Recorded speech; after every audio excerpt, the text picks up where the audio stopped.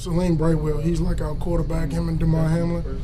They're like, usually Salim, he's more of our vocal guy that says like, you know, we got to step up and stuff like that. And he's very vocal. I really respect Salim a lot. He does a lot for us. Did he do that tonight? Yes, sir.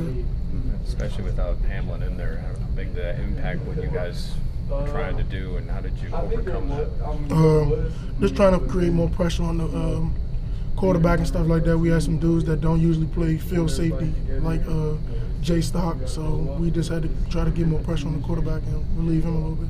How much do you enjoy those moments? You know, the game's on the line, the crowd's into it, you're able to make a couple of plays like you did there at the end of the game. It's a blessing, you know. Growing up, you always wanted to try to picture yourself in those moments, and when we train with Coach Andrews, you know, we try to imitate that. Like I said, we got the fourth quarter workouts during January and stuff like that. Like, we always try to prepare for the fourth quarter. Coach Bates always talks about playing 60 minutes plus in every pregame meeting, so we always try to prepare for that. Jaylen, what was the post-game kind of vibes like? You guys running over into the student section area into the end zone. What was that like? We were just, you know, the people that's on the same side of the ball, like me and Paris, was like, you know, we trust each other behind our back and stuff like that. Like, we know we got each other back, and we always gonna have each other.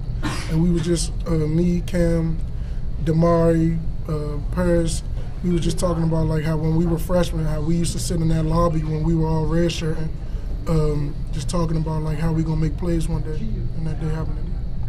You guys ended up with I think 5 sacks, but they seem to make it tough on you for a lot of this game and really kind of protect Howell well. You have the big sack on third down there at the end. What happened on that play? You know, I give a lot of credit to Coach Partridge. He called a great pass stunt. The stunt worked out well. We seen it on film, and we executed it well. Howell he's a really, really, really good quarterback. He makes you miss a lot of sacks. I got a fluke one with Harbour, you know, but he made me miss. He was real strong. I give a lot of credit to him. He's a really good player, and we're going to have to prepare for him even harder next year. So, yeah. One or two more, Virginia. How do you guys keep your poise out there when the games are always, every game, week after week, is a one-score game? Paris Foy, he's our guy that always says, we bend but don't break. So we try to pride ourselves over there if a team marches down the field or stuff like that. And Coach Narduzzi does a real good job of setting change in practice. So if the offense turn the ball over, you know, we trying to get a hold and slow it down and stuff like that. Like on this off week, all we did was like 3rd and 1, setting change, short yardage and stuff like that. Well, I was just Kenny said that this week you guys kind of made this game personal because they haven't beaten North Carolina since they joined the conference. Did you feel like it was did you feel like it was personal? Yeah, I felt like it was personal before the seniors. You know what I mean? Like, I really wanted to get this win for those guys. There's a lot of guys that've been here 5 and 4 years that have never beaten North Carolina, and I was more so playing for them instead of playing for myself. Final? Yep.